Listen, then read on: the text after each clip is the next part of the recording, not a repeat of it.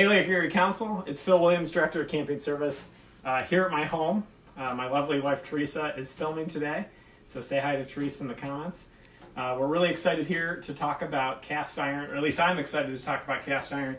It is one of my favorite pieces of cooking equipment, both outside in the outdoor camping kitchen and also in the kitchen here at home. You hear my daughter in the background. That's my lovely daughter Ramona, who's 1 year old. She's hanging out on my wife's back during this filming. So if you hear any screaming, that's the direction we're going. So we got some cast iron here, and we're going to talk a little bit about cast iron and what makes it so special and why we use it during the camping program. So the camera is going to be bouncing possibly a little bit, just to give you a warning, as my wife sways to soothe my daughter. So one of the reasons we use cast iron when we're camping is because it's tough, right? This stuff is heavy. It's not likely to break. It's not likely to warp. And it's just overall, it's good to bring on a camping trip where you are at a campsite and you have your car close by. Not so great when you're talking about backpacking because it is really heavy. Some of the advantages it has, so this is an aluminum pot, and although you can't really see it here probably too well, we got a nice warp in here. This is one of my favorite pots. Can't use it too much anymore though because it spins around when you put it on the stove. It's gotten a lot of use and it's gotten warped. Aluminum is great because it has great heat transference, but the problem with it is that it's a soft metal and it doesn't stay. It doesn't keep its shape. Now with cast iron, contrary to probably popular belief, a lot of people talk about how cast iron has great heating properties. It's actually false. Cast iron is not great at heating. It heats very unevenly, and it takes a long time to heat up. But one of the great things about it, and what's great for camping, is that it holds its heat. So when you're deciding to cook out in 40-degree weather, once you get that cast iron heated up, it's going to hold its heat for a while. And so that's one of the reasons it's great for using a cast iron Dutch oven like this. It has its feet, because cast iron Dutch oven like this would be great for coals and baking in the outdoors. It holds its heat. It doesn't heat up. It doesn't heat up quickly, but it does hold its heat, and it doesn't heat evenly. That's the other disadvantage. Now we're going to talk about some of these products here in a minute. I want Teresa, why don't you come in so everybody can see what we've got here. So we've got some different kinds of fats here, and when we're talking about seasoning, we're going to be talking about what kind of fat to use. So in the comments, if you would write what fat you think is going to be the best for seasoning your cast iron. This is butter, by the way, in case you didn't catch it from the butter dish. So before you season, you're going to need to clean your cast iron, and this is a place of contention, right? Because a lot of people think that you can't use any sort of soap when you're cleaning your cast iron. It's not true. But if you use soap and you use too much of an abrasive, you can actually break down the seasoning of the cast iron. So I guess it makes sense first to talk about what seasoning is. So what seasoning isn't a layer of oil on your pan. What seasoning is a polymerization of that oil. It turns to almost a plastic that releases from the pan and creates that nonstick surface. So there's actually a chemical change that's going on when you heat the oil up on the pan that causes it to turn into a seasoned cast iron skillet. So this right here, we've got some crumbs on it. It doesn't look too bad, right? So this kind of cleaning is just going to be a quick rinse under the water here. We could use a stiff bristle brush like this and just clean everything off. Now I like to use hot water because it minimizes the amount of soap you need to use, because you still want to get any of that residue oil off from cooking. If you don't get that residue oil off, what you can end up having is rancid oil on your cast iron, which is never good. Do we have any questions so far, Teresa? Or any we have a few people who think that olive oil is the correct oil to use. Okay. All right, well, we'll get to that in just a second.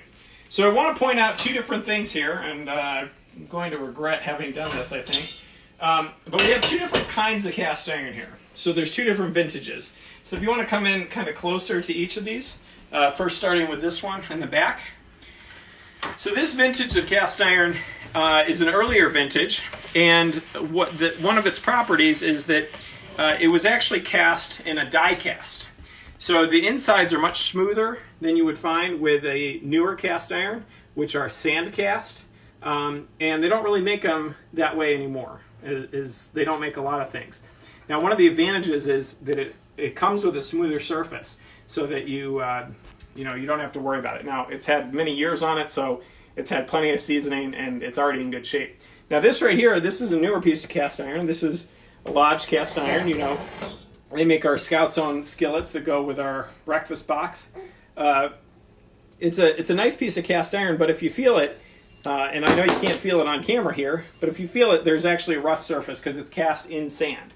And so that means that you're going to need still a little bit of fat when you're cooking with it, even after you have it seasoned, to get things going. So let's talk about so we've washed our pan. So first things first, after we wash our pan, is we're going to want to heat it up. And we do that by turning on the skillet. And we just turn over a low flame. So now we've got choices of oils here. So let's go to our choices of oils. I'm going to pick up my daughter's toy here for a second, so don't move the camera there, Teresa. So we've got a bunch of different choices of oil here, and what makes the most sense is actually going to be the thing that has the highest smoke point. So what smoke point refers to is when the oil starts to smoke or starts to burn, and a low smoke point, such as butter, is not good for this because we want to get it up to about 450 degrees while we're seasoning it. So butter has a very low smoke point. Butter has actually got water in it. If you ever want to do an interesting experiment, you can make ghee, which is an Indian form of butter, and they take out the milk solids and it takes out some of the water that's already in butter. We also have coconut oil here.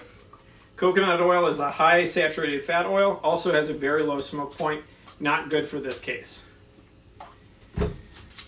Olive oil. I know somebody said olive oil. Actually, you don't want to use olive oil, especially extra virgin olive oil. If you go with a standard olive oil or a light olive oil, you might get away with that. But an extra virgin oil has some of that flavor in it, but it also has a lower smoking point, so you don't want to use that.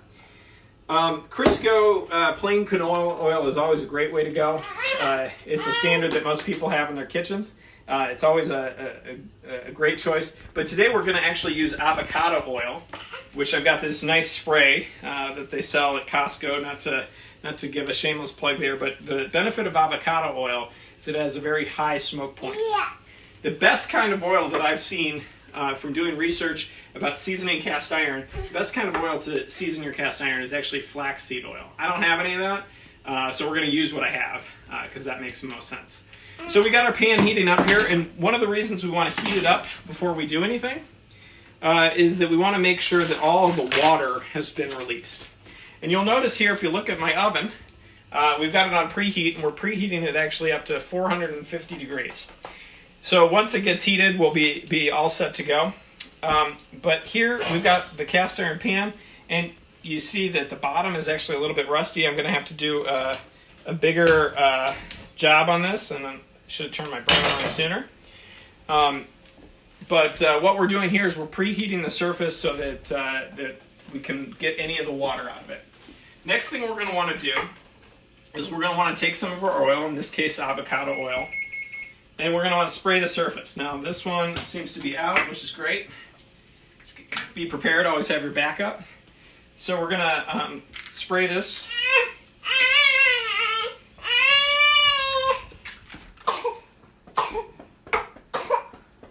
So we're going to spray this surface here. And then we're going to take a paper towel. Paper towel is always good. And we're going to wipe down as much of this excess oil as we can. And the reason we want to wipe it down is because when we're creating seasoning, what we don't want to have happen is we don't want a pool of oil that cooks together and creates this blotch of seasoning. What we're really trying to do is create a molecular bond between the cast iron and the oil, which turns into a polymer, and create this non-stick surface.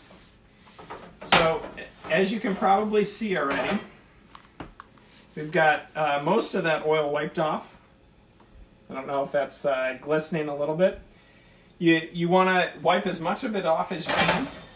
And when you're first seasoning a cast iron, or if you're seasoning it in future times, you want to season the whole pan. And like I said, I have some rust on the back here, so I'm actually gonna hit this back with a little bit of spray as well. And we're gonna just clean that up a little bit.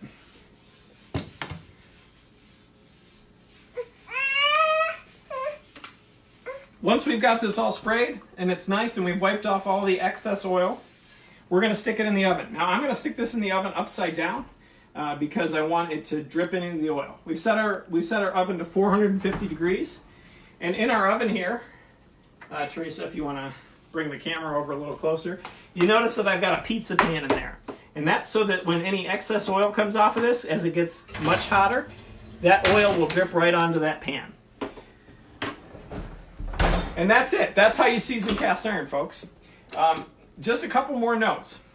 When you're using cast iron and you think, well, it's not nonstick, I always have to scrub it, everything always sticks to it, it's probably because of a couple reasons. Number one, your pan's not seasoned properly. So you want to make sure you season it properly. Number two, you always need to preheat your pan.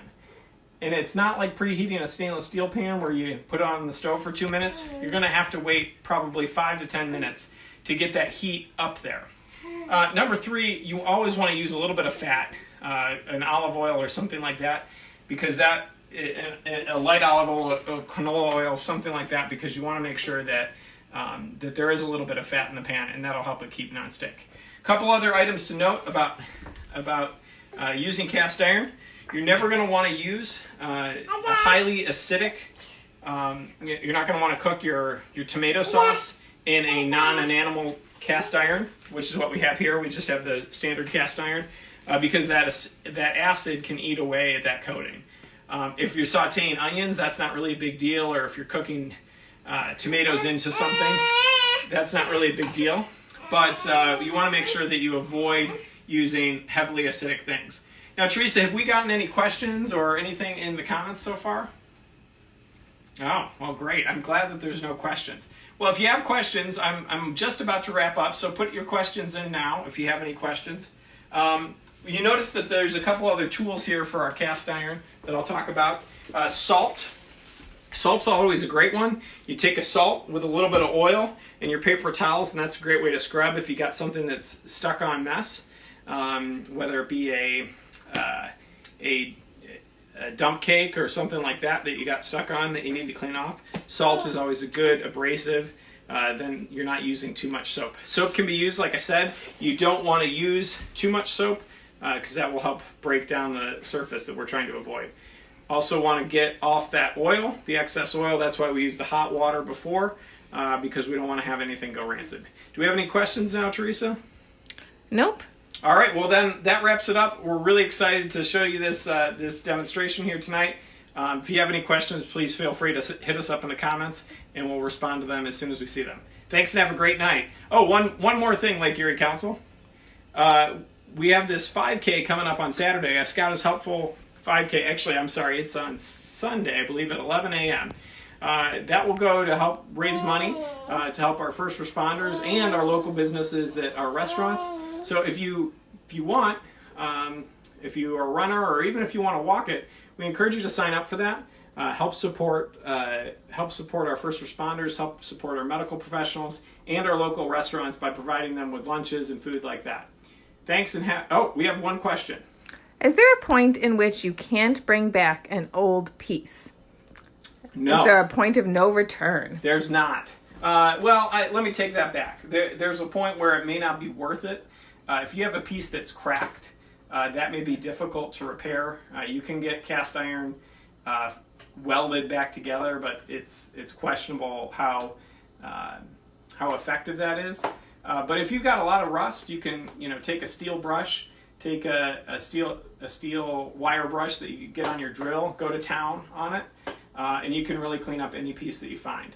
It used to be that garage sales were a great place to find cast iron, but people have caught on to that, and so it's maybe not the greatest place to find it anymore.